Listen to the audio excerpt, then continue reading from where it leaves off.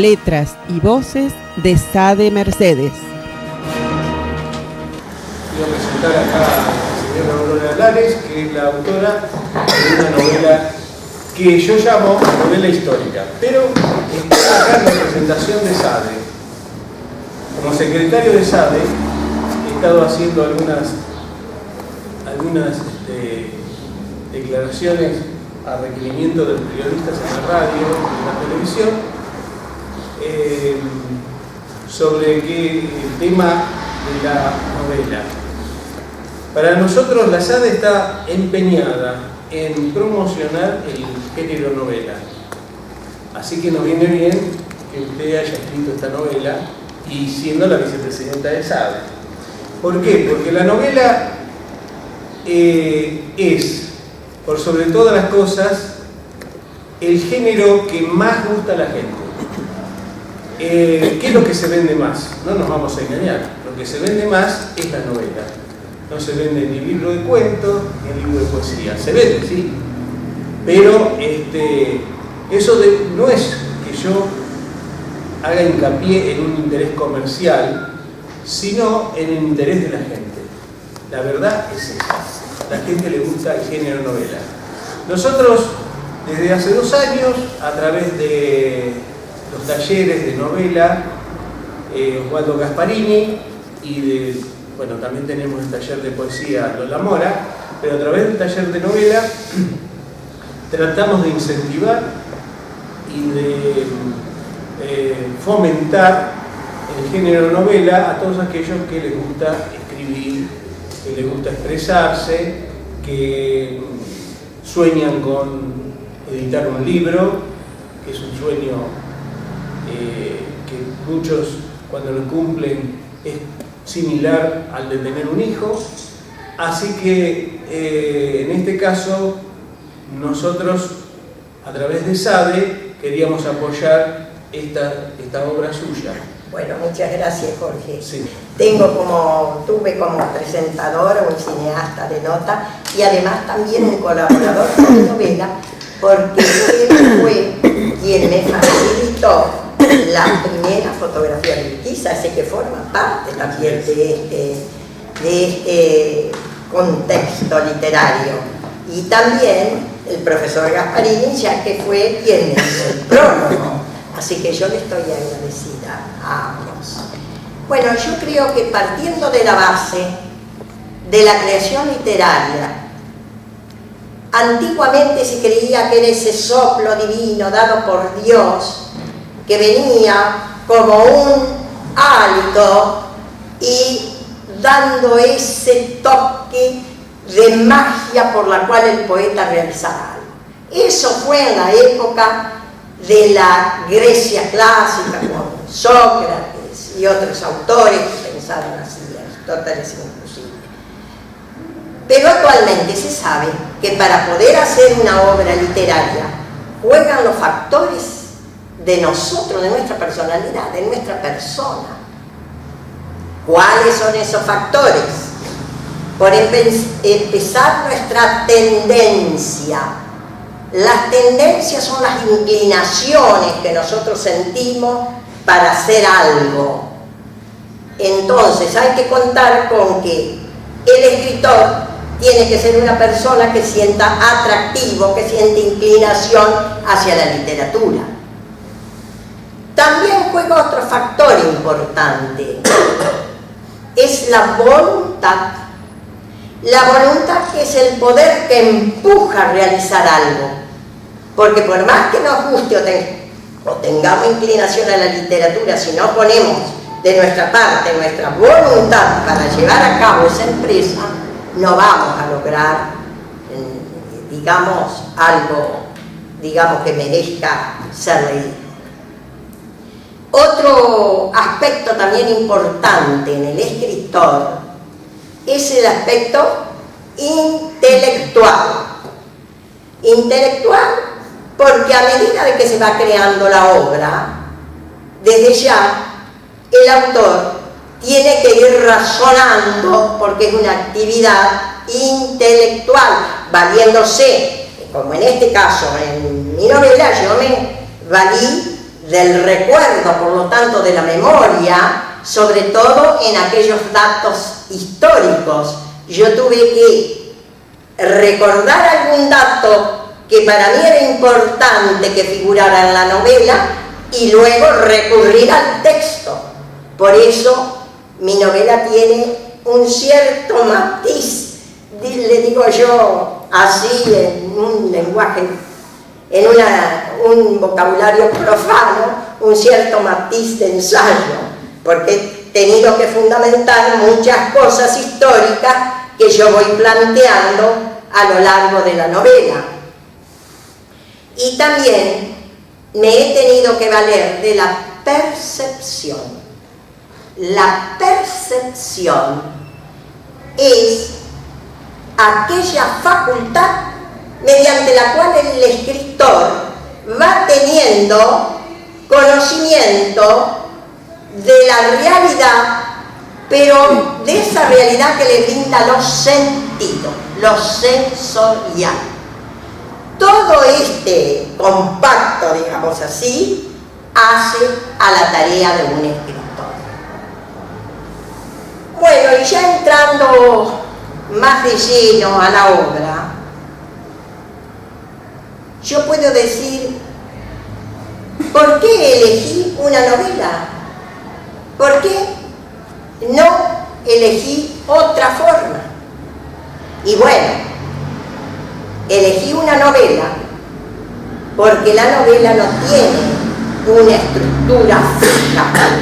Entonces yo quería insertar ahí adentro otras formas que también me ayudaran a seguir desarrollando el tema, o que le diera por ahí un matiz literario.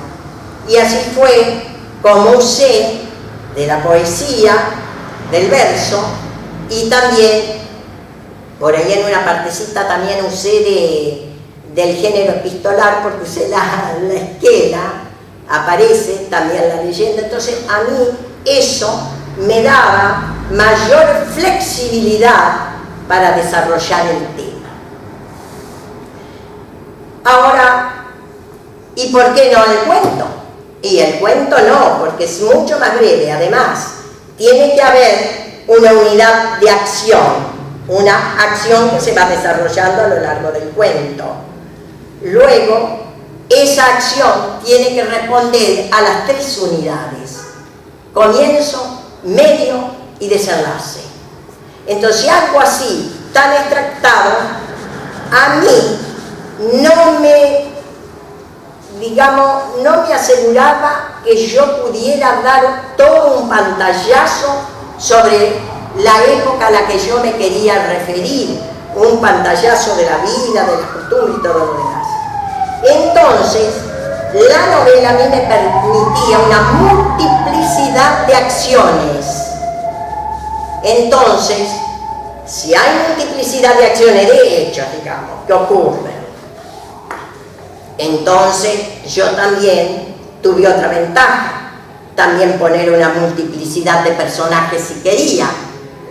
Y además, si yo los hago hablar, tengo también en ese aspecto un matiz polifónico que no lo tiene el cuento. Yo no puedo meter en un cuento esa cantidad de personajes o esa cantidad de acciones, de hechos que suceden. En cuanto a qué época, también la época era tan extensa, así como dijo Jorge Citrángolo, nuestro secretario de la SADE, que se refiere a una época histórica como es la época de la Organización Nacional. Entonces yo tenía que tener una mirada retrospectiva hacia el pasado, pero era tan abarcativa, tan amplia, que en un cuento me hubiese resultado imposible poderla describir. En cambio sí en una novela. Y lo mismo en cuanto al espacio. Yo fundamentalmente tenía interés en las 7 colinas, pero no puede estar un lugar aislado de todos los otros lugares que conforman digamos, un macro paisaje que es la República Argentina. No me podía aislar yo solamente y tomar ese pedacito que llaman las 7 colinas. No. Entonces, ese macroespacio de la patria, yo necesitaba desarrollar un tema con mayor amplitud. A pesar de que a lo mejor las 7 colinas es un microespacio, pero en relación él con todo un macroespacio. Y como se refiere a la época de la organización nacional, yo tenía que poner los prototipos, nuestros próceres. Entonces, ¿a quién iba a poner? Y la figura máxima, las figuras máximas, digamos así, en plural, porque lo tenemos a Echagüe, lo tenemos a Pancho Ramírez, o sea, Francisco Ramírez, y lo tenemos a Urquiza, porque eso vienen a formar en la novela como el modelo, el prototipo de la política que yo iba a tratar en la novela. Pero además de esos personajes que son los históricos y que realmente, por eso la mayor parte de la textualidad tomada de otras obras, de los libros de historias o de algunos documentos, me hacía ir a ello justamente porque se tratan de personajes históricos y como tal verídicos, y lo que digo tiene que ser verídico. En cambio hay otros personajes que sí, a lo mejor uno dice, ¿y estos habrán vivido o no habrán vivido? Porque parecen reales, sí, tienen viso de realidad, pero no son reales, son inventados por mí, o sea, son ficticios, con apariencia de reales. Pero hay otros, por ahí uno sobre todo, que es un personaje porque está de alguna manera personificado ese vegetal de la higuera, de la flor de la higuera, que está tomada de una leyenda que circuló allá en Entre Ríos, que se trata de personajes fantásticos, porque yo no puedo explicar por las leyes de la lógica que una planta vaticine, que la flor de la planta vaticine el futuro, que le avise del peligro a una persona, porque no es un ser racional. Y bueno, y además de racional, es vegetal, no es ni siquiera animal. Ese es un personaje fantástico que se inserta ahí. Y hay otros, un poco también de realismo mágico en aquello de la adivinadora o la divina que le anunciaba los peligros a las esposas de los 2 coroneles Silva, y que de alguna parte es un hecho cotidiano, pero que está presentado con un matiz extraordinario, que puede darse o no en la realidad, porque por ahí la coincidencia, la casualidad, pudo ser que lo que decía la divina saliera después cierto. Bueno, hay diferencia con la flor de la higuera. Bueno, todo eso yo lo quise fusionar y desde ya surgen las características de los personajes. Pero además de los personajes, por ejemplo, yo acá, si me permiten, voy a tomar esto, acá, esto,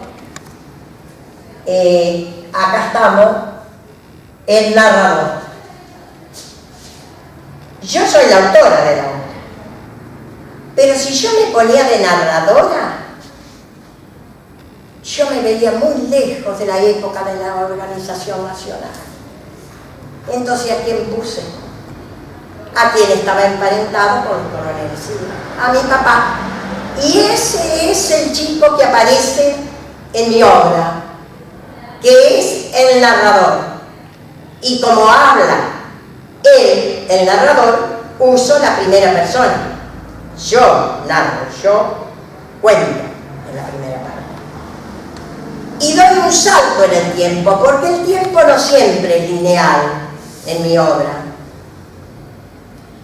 Entonces, aparece de niño, luego ya adulto, cuando va a investigar la historia, y entonces le dicen que hay unos habitués en un café que se reúnen y que conocen mucho de la historia de la ciudad, y entonces él asiste a esas reuniones y ahí le van suministrando los datos históricos. Entonces ahí no puede usar la primera persona, debo usar la tercera persona, porque ellos hablan de ellos, de los otros que existieron.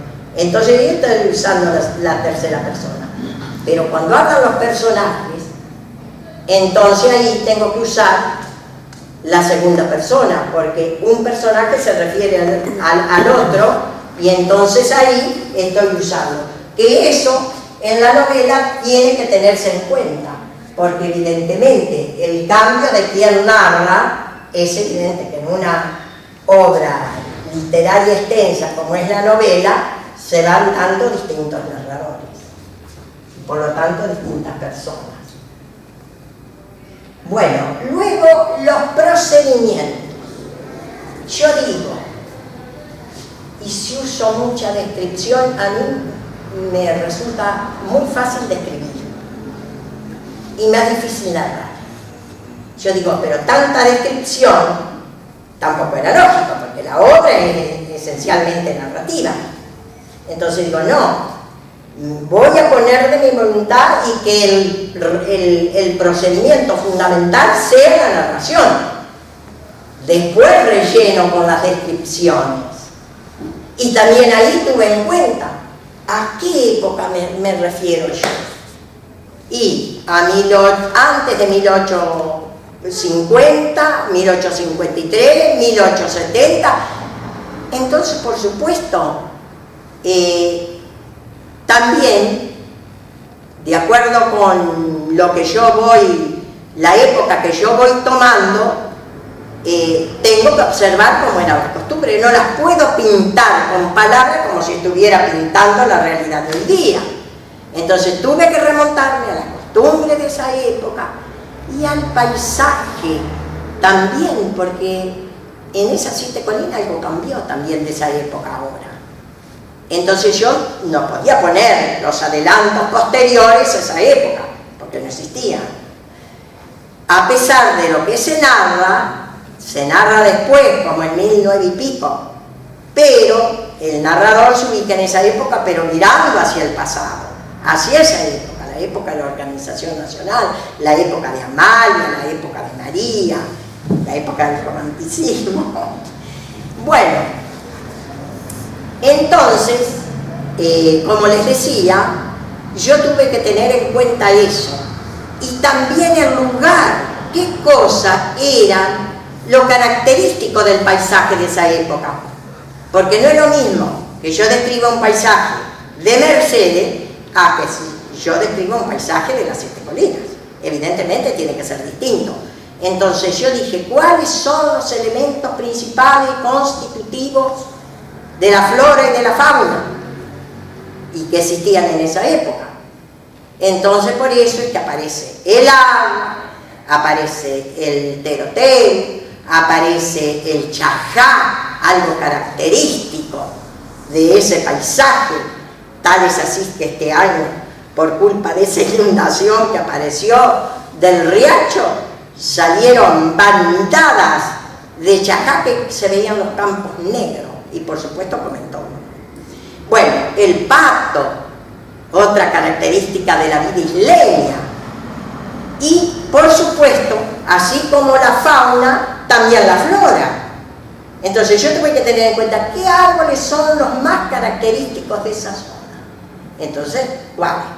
El ceibo, el sauce, ¿qué otra cosa?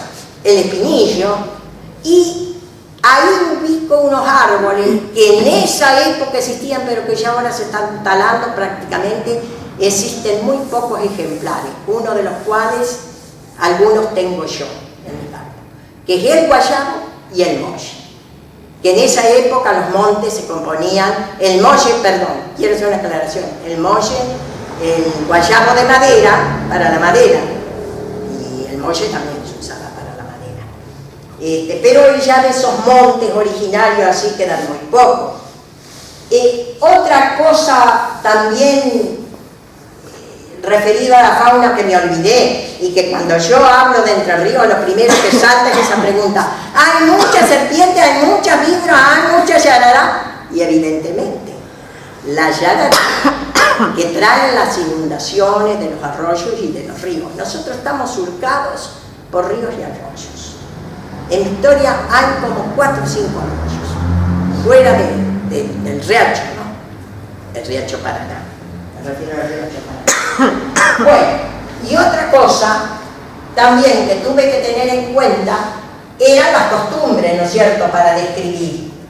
Entonces, no podía pintarlo, por ejemplo, al coronel Romualdo con la vestimenta de hoy día, que es un coronel, sino el estilete, como se acostumbraba antes, las estrellas, porque Urquiza tenía en su ejército un cuerpo de coroneles que usaban estrellas en el uniforme. Entonces, por esa razón yo tomé eso, porque tenía que tener en cuenta también todo eso, la vestimenta de las mujeres. No voy a pintar a una mujer con mini, porque, o con calza, porque en esa época no era la moda. Y también usé recursos expresivos, pero pocos, porque dije, si yo pongo muchos recursos expresivos, a lo mejor por atender lo poético pierdo la parte informativa. En una novela interesa mucho también la parte informativa. Cuando de entrada no sale algo contado ya de primera intención, con recursos, pero que eso le dé naturalidad a la prosa, no que quede como algo amanerado, como algo que le resta realidad. Bueno, y después la lengua, otra cosa. ¿En qué lengua? Y yo la que domino es la lengua escolarizada, más que otra lengua, aunque también tengo conocimiento, porque yo he convivido mucho con gente de campo, porque mi padre ha tenido peones, lo mismo mi marido ha tenido peones, y así que con gente de campo yo he tratado. Pero la lengua que yo me siento más cómoda para emplearla es la lengua culta. Entonces lo hice en lengua culta, pero algunos parlamentos, cuando el personaje es un gaucho, un paisano, un soldado que no tiene preparación, algún término, algún vocablo inculto tenía que poner, o no escolarizado, inclusive regional, como lo de guriza, gurí, que tanto acostumbramos a usar nosotros. Acá no se acostumbra a eso, porque eso nosotros lo heredamos de los correntinos, que los correntinos tienen muy cerca el guaraní, y también Entre Ríos en la parte norte. Nosotros somos de la parte sur, pero de cualquier manera todo llega. No hay cosa que digamos, vocablo que no aparezca por ahí, aunque haya surgido en otro lugar, aparezca en un lugar donde no es su origen. Siempre aparece eso, y entonces uso algunos parlamentos de lengua que no es la escolarizada. Pero en cuanto al tiempo, yo quería decir que esos saltos que yo he dado es para hacerlo en los conjuros, por ejemplo. Es para pintar con más vivacidad el hecho histórico, es para darle vida al hecho histórico. Porque si yo hago solamente referencia y no presento algunos personajes clave ahí que están dialogando, tramando algo, desde ya la narración no iba a tener digamos, no le iba a dar tanto realismo. Algunos personajes de ellos que hablan son históricos, otros no. Pero en fin. Y en cuanto a acá que aparece una cosa que yo les quería decir al tipo de desenlace. Por ejemplo, el cuento casi siempre, de no ser Borges, que pensaba, pero si no, el cuento, uno es como que no adivina lo que va a suceder. El desenlace casi siempre es muy imprevisto. En cambio, en la novela, más o menos yo voy dando indicios y ustedes se van dando cuenta de cómo van a suceder las cosas, porque es menos sorpresivo el desenlace de una novela que el desenlace de un cuento. Y bueno, y el tema, ¿por qué elegí ese tema? Y bueno, porque dentro de nuestra personalidad también figura nuestra faz afectiva. El amor a la tierra, el amor a lo nuestro, hace que a lo mejor seleccionemos más un tema que otro, aunque a lo mejor no tengamos en ese tema, tengamos que trabajar más porque no tenemos capacidad como para poder desarrollar con tanta precisión, por ejemplo, un hecho histórico. Yo no soy profesora de historia, soy profesora de literatura, pero no de historia. Pero, por supuesto, encaré esa empresa, por lo que les digo, que llevó más trabajo, pero por amor al terreno, porque la tierra siempre tira. Por eso es que a veces se simboliza, ahora que viene el domingo, el Día de la Madre, con la madre, la Pachamama, la madre mama, ¿no? La madre tierra. Y evidentemente eso creo que fue lo que a mí me marcó. Y bueno, y en cuanto al tema, es un niño que se siente obsesionado por algo que ve y que cree que es algo normal.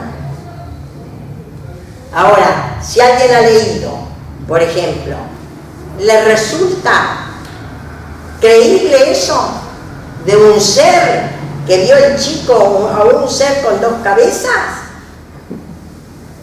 ¿Qué les parece?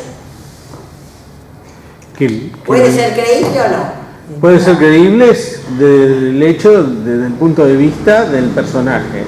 Exacto. No desde el punto de vista, a lo mejor nosotros un poco lo leemos con cierta incredulidad, pero a medida que avanzamos y dejamos un poco esa obsesión, porque después se aclara de que es una obsesión, que la persona sufrió un ataque de pánico que los signó para toda la vida, hasta que llega a descubrir en el anteúltimo capítulo el por qué ve él ese ser con dos cabezas. Recién, porque yo quise demorar eso, que es otra característica que el escritor tiene que tener en cuenta. No dar de entrada a todos, porque si estoy dando a conocer de entrada todo, se pierde mucho interés. En cambio, si yo lo mantuve hasta el penúltimo capítulo, recién ahí aclaré a qué se debía esa aparición de un ser con dos cabezas. Bueno, y otra cosa que también para el escritor creo que puede resultar importante, yo pienso que es no dejar cabos sueltos. A mí no me gusta dejar cabos sueltos. Digamos, me gusta que se vaya aclarando o que se aclare al final. Por ejemplo, yo demoré, porque si enseguida digo qué pasó con la mujer enterrada del circo, se termina un poco el suspenso. En cambio, yo recién lo aclaro, casi al final, qué destino tuvo esa mujer. El único que queda así, un poco en un final abierto, como se llama en literatura, es un solo personaje, el miliciano. El miliciano que aparece en el entierro primero de un coronel y después del otro coronel. Entonces ahí sí, el miliciano aparece como si fuera una sombra, un sueño, ¿no es cierto? Y bueno, puede que el lector lo piense que está vivo, como puede que el lector piense que fue una sugestión del narrador, esa primera persona, ese chico que después se hizo hombre, ¿no?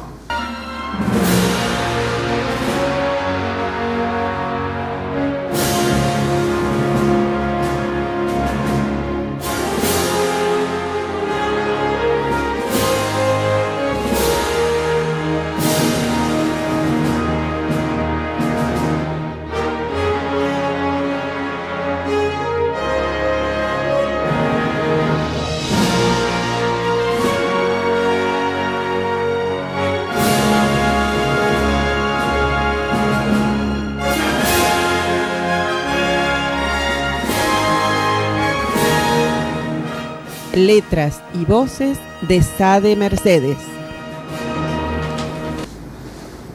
Bueno, no sé si alguien quiere hacer alguna otra pregunta o preguntar algo sobre la novela o qué me costó más o no sé.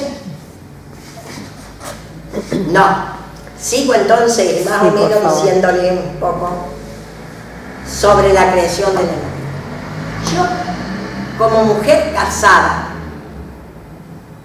y presten atención las que están libres, no porque no hayan sido casadas, pero porque tuvieron una mala suerte, ¿cierto?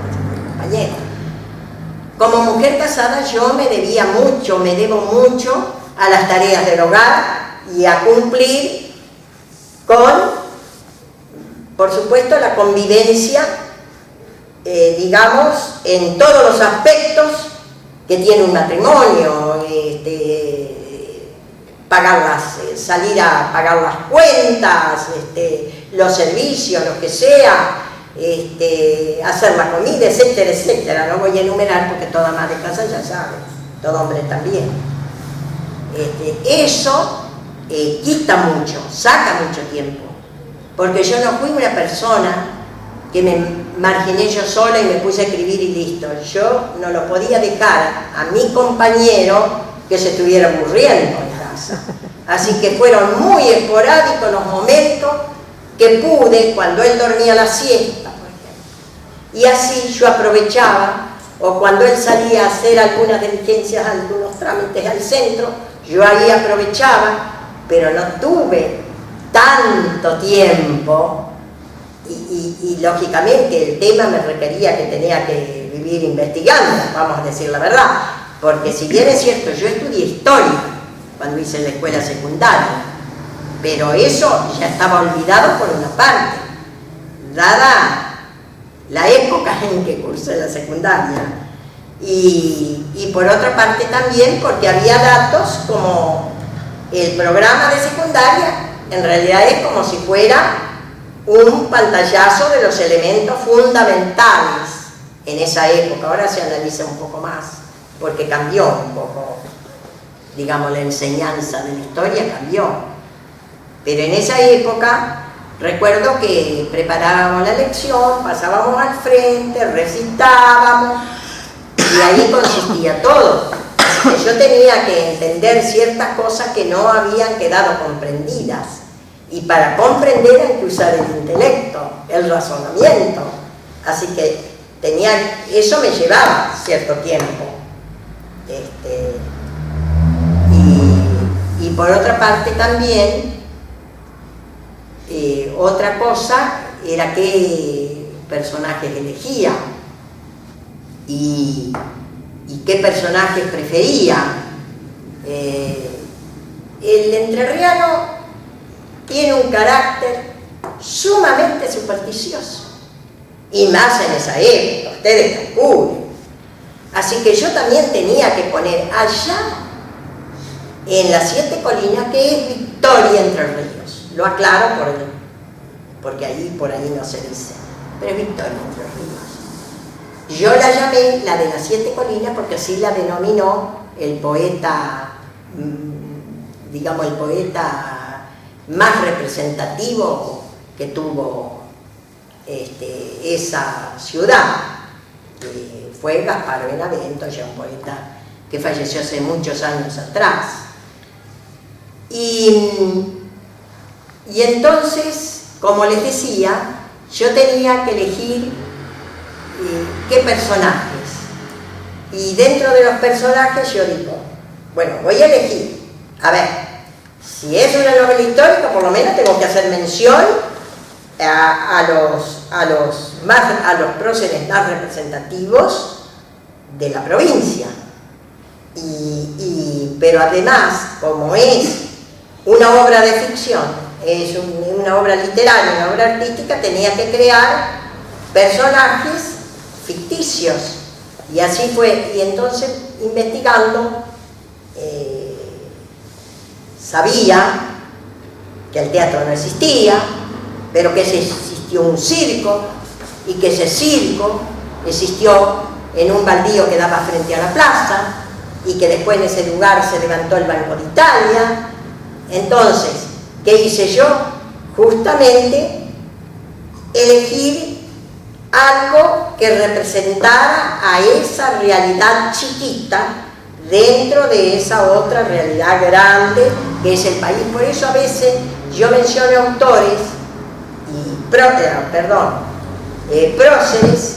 que no pertenecen a la provincia de Entre Ríos, que pertenecen a otra. Por ejemplo, al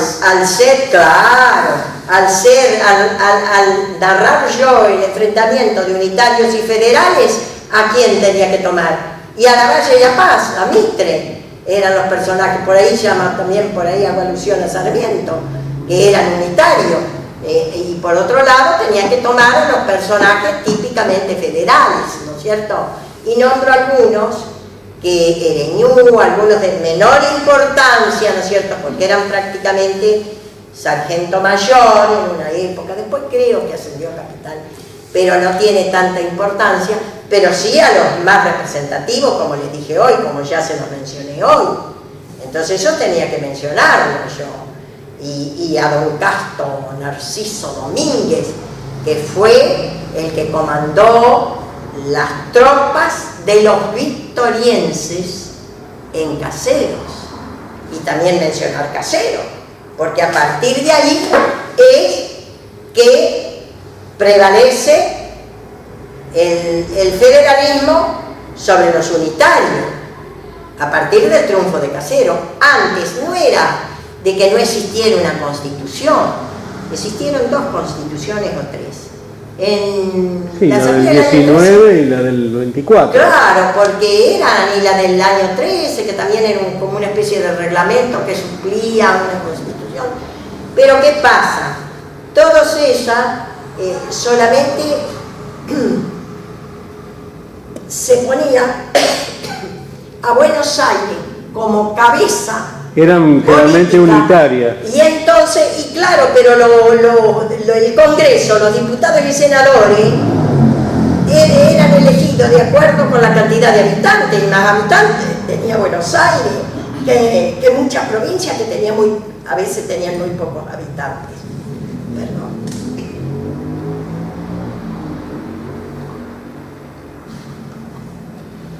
Entonces, evidentemente, ¿no es cierto?, que allí se plantean todas esas cuestiones, y también se plantean personajes que gravitaron, pero ya en el orden nacional.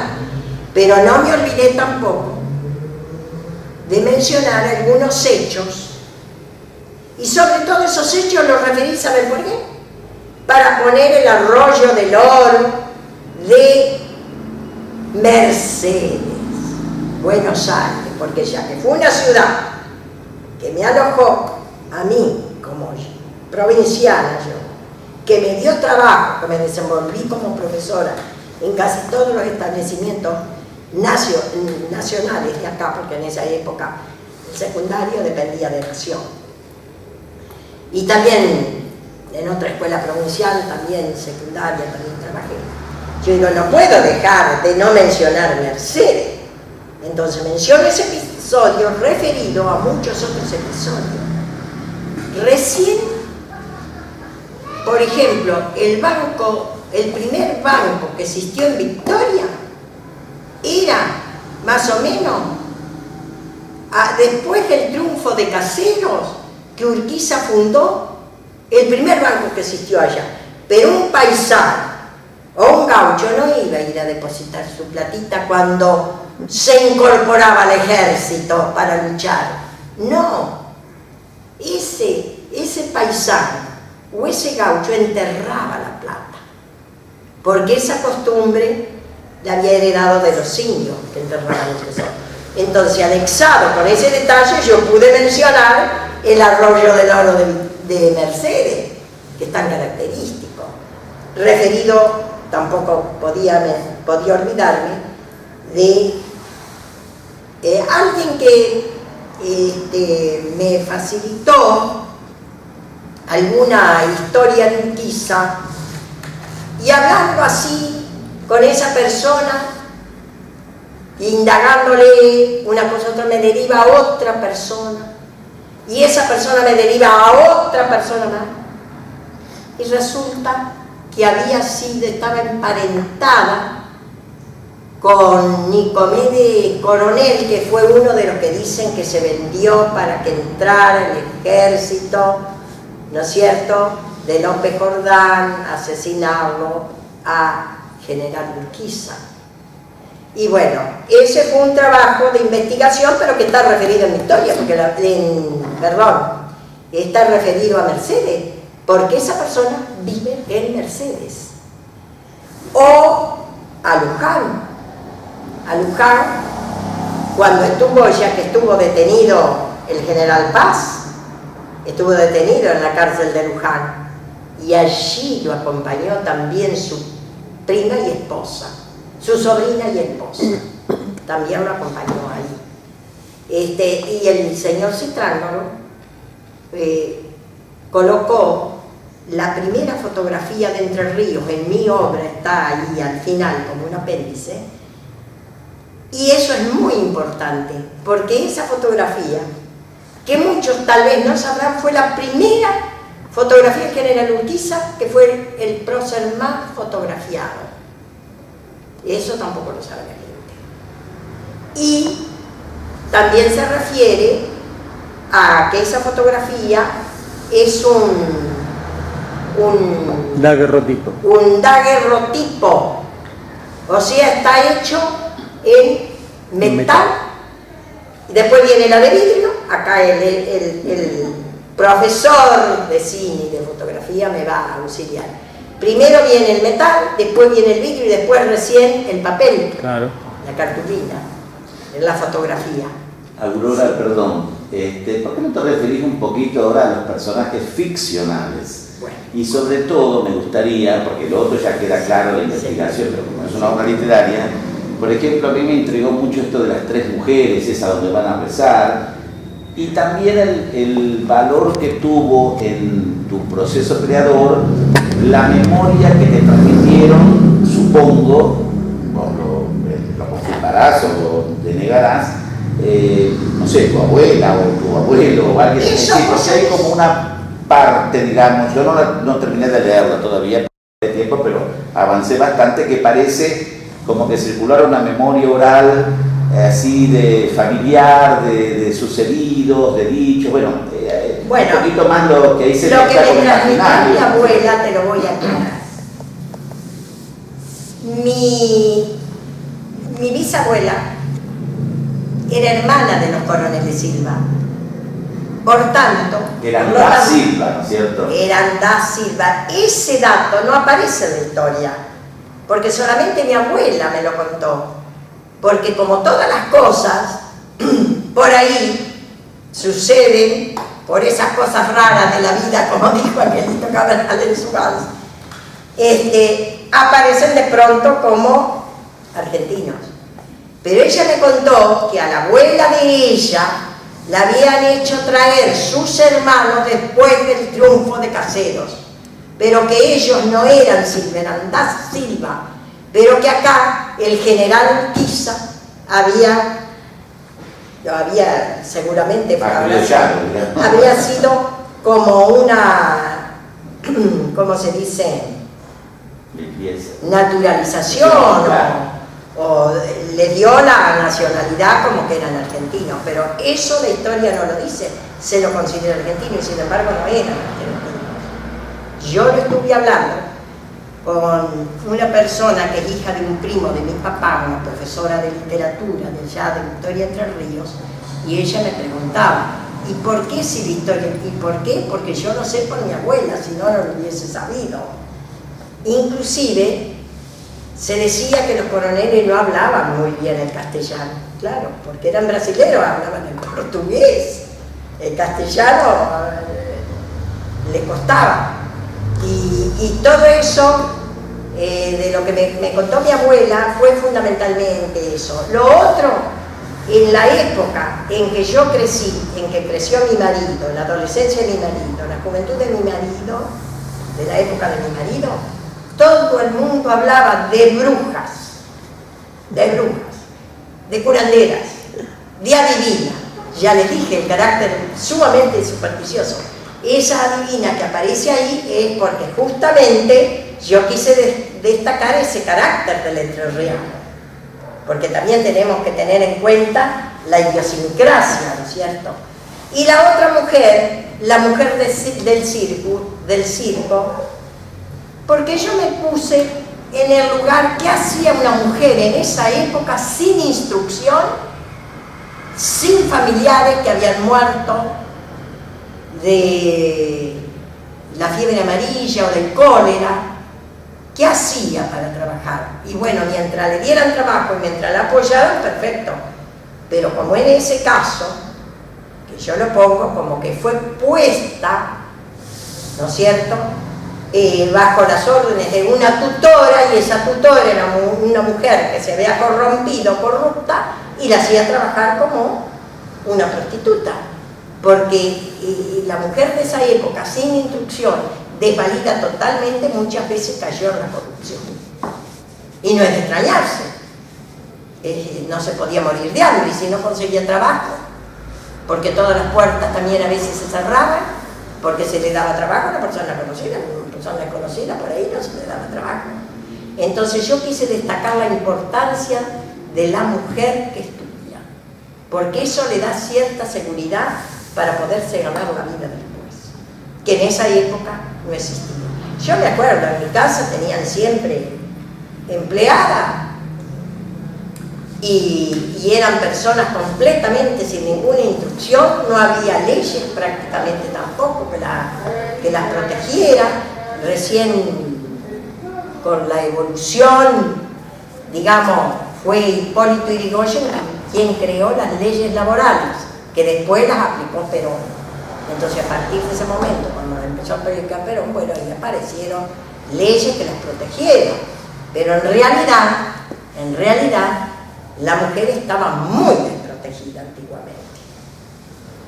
Y lógicamente, también de alguna manera salta la valorización que hacemos por todos aquellos próceres, principalmente Sarmiento, que se preocupó por la educación popular, porque eso fue el horizonte que le abrió la senda hacia el trabajo a la mujer, el trabajo digno, ¿cierto? Bueno, y otro, ese es ficcional, ¿no es cierto? Y las mujeres esas con ese nombre religioso que aparecen. Bueno, esas mujeres eran como descendientes de los coroneles,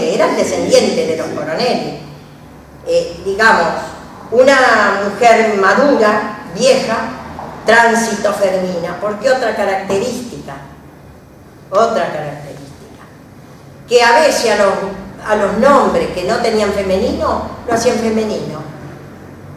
Por ejemplo, Tránsito, ¿no es cierto? Yo conocí una doña Tránsito, y Tránsito es nombre de varón, no es nombre de mujer. O por ejemplo, por allí también aparece Teófila. Teófila nunca puede ser, porque filo en griego significa amor, y teo a Dios, amor a Dios. No podemos cambiar el filo por fila. Bueno, ahí aparece Teófila, porque en el común denominador, sin mayor instrucción, se daba eso, ¿no es cierto? La deformación de los vocablos, de los sustantivos propios. Bueno, y aún hoy se hace eso también. Y aún hoy. Jorgelina. Bueno, pero eso estaría admitido por el diminutivo que salva, pero por ejemplo Teófila ya hoy día no se ve, porque está contra la formación de la etimología misma de la palabra, ¿no es cierto? Bueno, y después, por ejemplo, otro personaje, que ese fue, yo digo, ¿qué la hago a esta mujer? Porque no la voy a dejar en la prostitución, que es muy triste, pero sí la voy a mostrar, que sirva también de alguna manera de ejemplo.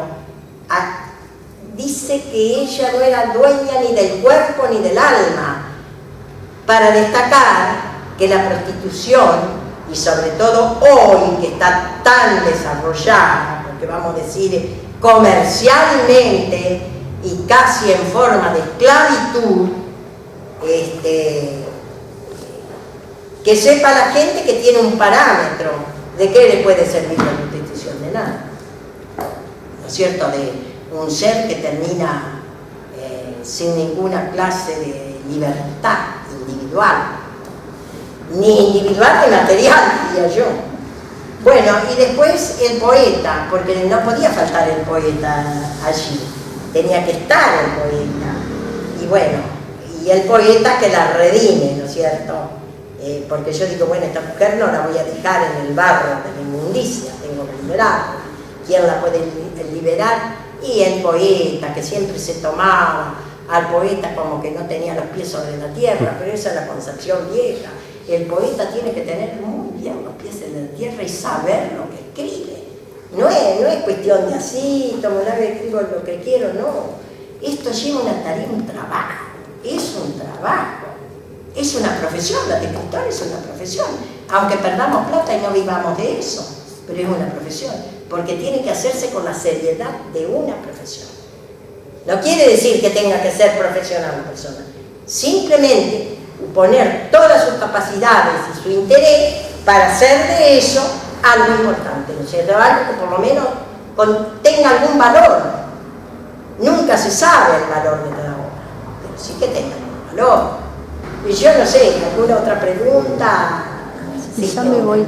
Te quería hacer una preguntita así, quizás fuera de contexto, pero veo tu apasionamiento por la literatura, por la historia, y fue muy rica la charla que nos diste. Bueno, muchas gracias, Elsa, vos también te investigás mucho.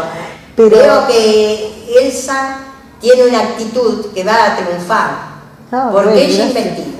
Sí. Ella no se queda con una clase y nada más. No, es verdad. Ella después de la clase, después ella investiga. Exactamente. Ella lee. Eso es importantísimo. Sí. El buen lector siempre escribe bien. Exactamente.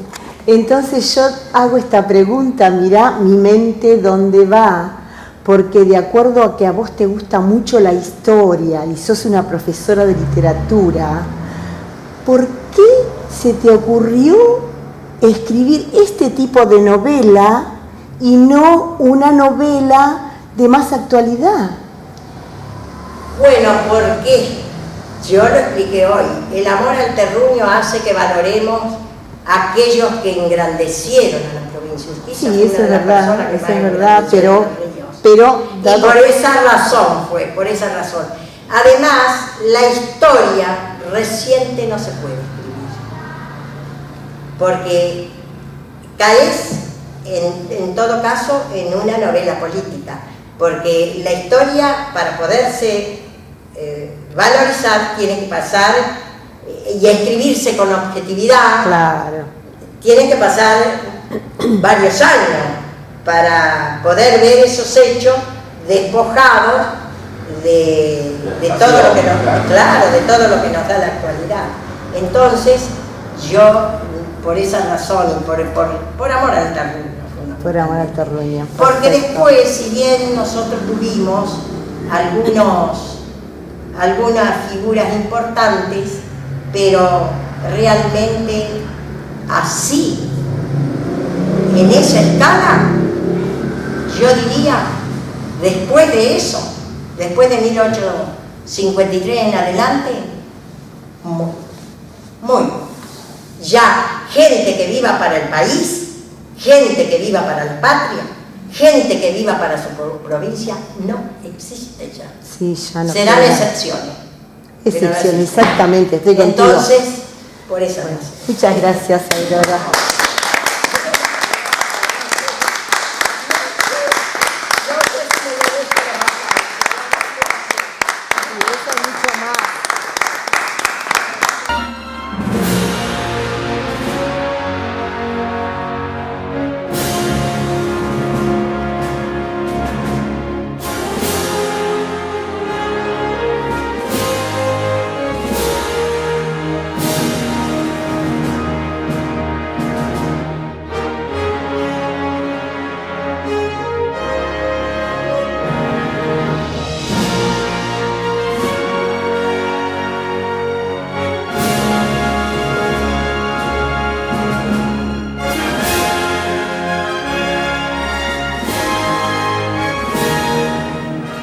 letras y voces de Sade Mercedes.